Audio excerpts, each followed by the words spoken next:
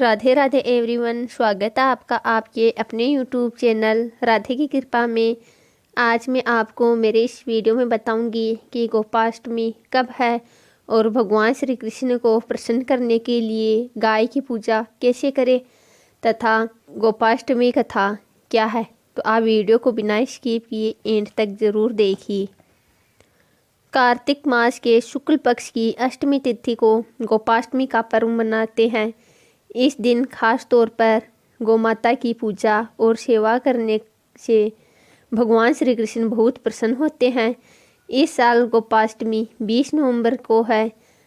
इस दिन भगवान श्री कृष्ण ने गायों को चराना प्रारंभ किया था, इसलिए इस दिन गोमाता के साथ बछड़े की भी पूजा की जाती है।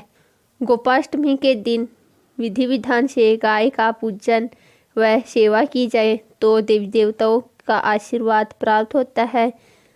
गाय की पूजा करने से श्री कृष्ण बहुत प्रसन्न होते हैं और अपने भक्तों पर कृपा बरसाते हैं। इस दिन गाय की पूजा करने से घर में सुख समृद्धि और शांति का वास होता है। तो चलिए अब मैं आपको गोपाष्टमी की पूजा विधि और महत्व के बारे में बता देती हूँ। गोपाष्टमी पर आपको गाय माता की पूजा कैसे करनी है, तो इस दिन आपको ब्रह्म मुहूर्त में उठकर सबसे पहले स्नान करना है। उसके बाद श्री कृष्ण के समक्ष दीप प्रज्वलित करना है। इसके बाद गाय और उसी के बछड़े को नहलाकर तैयार करें और गाय को घुंघरू आदि पहनाएं। गाय को आभूषण या फूलों की माला पहनाकर श्रृंगार करें। गौ माता के सींग रंगकर उनमें चुनरी बांधे। अब गाय का पूजन करें और भोजन कराएं। इसके बाद गाय की परिक्रमा करें। गोधूली बेला में पुनः गाय की पूजा करें और उन्हें गुड़ हरा चारा आदि खिलाएं। यदि आपके घर में गाय न हो तो किसी गौशाला में जाकर गाय का पूजन कर सकते हैं। अब मैं आपको गोपाष्टमी व्रत की कथा सुना देती हूँ। जिस दिन भगवान श्री कृष्ण गोएं चराने के लिए पहली बार घर से निकले थे, वह दिन कार्तिक मास के शुक्ल पक्ष की अष्टमी तिथि थी। इसलिए इस तिथि को गोपाष्टमी के रूप में मनाया जाता है। गोपाष्टमी की पौराणिक कथा के अनुसार जब श्री कृष्ण 6 वर्ष के हुए तब यशोदा जी से कहने लगे, मैया अब मैं बड़ा हो गया हूँ। यशोदा जी प्रेम पूर्वक बोली, अच्छा लल्ला, अब तुम बड़े हो गए हो तो बताओ अब हम क्या करें।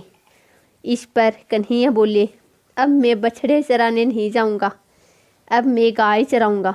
इस पर यशोदा जी ने कहा, ठीक है, बाबा से पूछ लेना।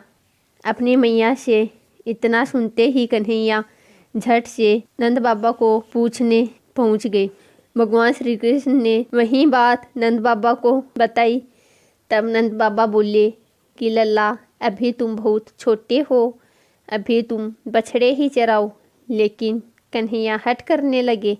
तब नंद जी ने कहा, ठीक है लल्ला, तुम पंडित जी को बुला लाओ, वह गोचारण का मुहूर्त देखकर बता देंगे। बाबा की बात सुनकर भगवान श्री कृष्ण झट से पंडित जी के पास पहुंच गए और बोले, पंडित जी, आपको बाबा ने बुलाया है, गोचारण का मुहूर्त देखना है। आप आज ही का मुहूर्त बता देना तो मैं आपको बहुत सारा माखन दूंगा। पंडित जी नंद बाबा के पास पहुँचे और बार बार पंचांग देखकर गणना करने लगे। तब नंद बाबा ने पूछा, क्या बात है पंडित जी, आप बार बार क्या गिन रहे हो। तब पंडित जी ने कहा, क्या बताए, गोचारण के लिए केवल आज ही का मुहूर्त निकल रहा है, इसके बाद तो 1 वर्ष तक कोई मुहूर्त नहीं है। पंडित जी की बात सुनने के बाद नंद बाबा को गोचारण की स्वीकृति देनी पड़ी। उसी दिन भगवान श्री कृष्ण ने गो चराना प्रारंभ किया। यह शुभ तिथि कार्तिक मास की शुक्ल पक्ष की अष्टमी तिथि थी और भगवान श्री कृष्ण द्वारा गोचारण आरंभ करने के कारण यह तिथि गोपाष्टमी कहलाई। माता यशोदा ने अपने लल्ला का श्रृंगार किया और जैसे ही पैरों में जूतियाँ पहनाने लगी तो लल्ला ने मना कर दिया और बोले, मैया यदि मेरी गोए जूते नहीं पहनती हैं तो मैं कैसे पहन सकता हूँ। यदि पहना सकती है तो उन सभी को जूतियाँ पहना दूँ। और भगवान जब तक वृंदावन में रहे, भगवान ने कभी भी पैरों में जूतियाँ नहीं पहनी। आगे आगे गाय चलती थी और पीछे पीछे भगवान श्री कृष्ण और बलराम चलते थे। गाय चराने के कारण भगवान श्री कृष्ण का नाम गोपाल पड़ गया।